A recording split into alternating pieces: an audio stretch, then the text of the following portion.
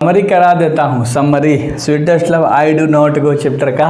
बिल्कुल रिलैक्स रहो, पूरा नंबर लेकर आओगे। अरे लड़ेगा, मैंने हमेशा बोला मेरे भाई कि 1 से 5 चैप्टर में पूरा कर ले, 1 2 3 4 5 मेरे प्यारे लाडलो पूरा कर ले, एक कोई लड़ जाएगा। वैसे ही प्रोज में बताया था ना, तो बेहतर से पढ़ाई कराता हूँ यार गाइडेंस के साथ। बिल्कुल रिलैक्स रहो और यहीं से पढ़ो। देखो, The poet expression his tender to feeling and dedicate passion toward his beloved in rhythmic tone। यानी कि जो पोएट है, जो कवि है, एक्सप्रेशन हिज टेंडर फीलिंग्स, वो अपनी भावनाओं को बहुत अच्छे से मधुर तरीके से भाई बयां कर रहा है। एंड डेडिकेटेड पैशन, पूरे आत्मसमर्पण के साथ, टुवर्ड हिज बेलव्ड इन रैथमेटिक टोन, यानी कि एक लयबद्ध स्वर में अपनी प्रिय को बातें सुना रहा है, बता रहा है। The metaphysical undertone content in the stanza has perennial appeal, है ना। चंदों में निहित आध्यात्मिक स्वरों में, है ना, 12 मासी आकर्षण दे रहा है, मतलब 12 माह वाला प्यार इसे दे रहा था। हिंदी भी है भाई, अपने से पढ़ सकते हो, है ना। तो इंग्लिश आपको समझाया। कहीं राय कभी अपने प्रियतमा के प्रति अपनी कोमल भावना एवं समर्पण के साथ लयबद्ध स्वर में व्यक्त कर रहा है अपने प्यार को। चंदों में निहित आध्यात्मिक स्वरों में 12 मासी आकर्षण है, तो उसमें दिख रहा है कि 12 माह प्यार करने वाले दोनों हैं। और इस तरह से भाई आपको लिखना है। और अगला 3 लाइन का हिंदी क्या है देख लो।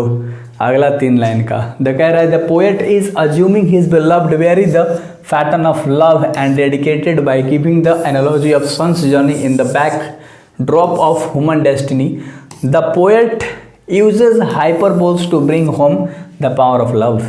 यानी कभी भी मानव में निहित पृष्ठभूमि पर सूर्य की यात्रा उपमा देकर, यानी कि सूर्य के बारे में कह रहा है। The poet is assuming his beloved, यानी अपनी प्रिय को, where in the pattern to love dedication by giving the analogy of sun's journey, यानी सूर्य की यात्रा से उसे समझाने का प्रयास कर रहा है। In the background of the human destiny the poet uses hyperboles of bring home to backward the love, यानी कि, है ना, समर्पण की स्थाप प्रदान कर रहा है, प्रेम की शक्ति को, है ना, घर पर लाने के लिए प्रयास कर रहा है, घर पर, है ना। तो वो प्रयास कर रहा था कि इस तरह से मैं अपने प्रिय को प्यार दिखा दूं, जिससे मैं उसे घर पे ला सकूं, मैं अपने दिल में बरसा सकूं।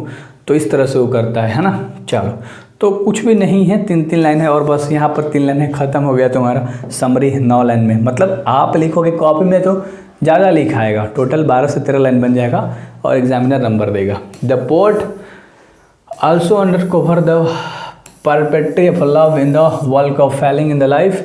The poet ruefully narrates thy rigidity life and certainty of death and take off, renouncing his beloved desire to undertake journey speeder than sun। यानी कि एक जो कैदी होता है, मतलब देखो कोई प्यार में कैदी जैसा हो जाता है, तो इन कह रहे बंदर का जीवन में गिरावट के बाद प्यार की जो सार्थकता होती है ना, दुखपूर्ण करना पड़ता है।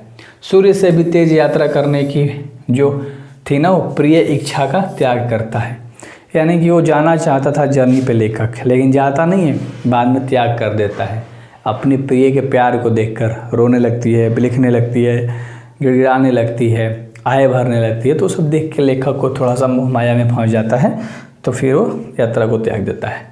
तो उम्मीद करता हूँ अच्छे से आपको ये समझ में आ गया होगा। इसमें ज़्यादा कुछ नहीं था, समरी टोटल 9 लाइन में था। सो बेस्ट ऑफ लक लाडलो, मचा सकते हो।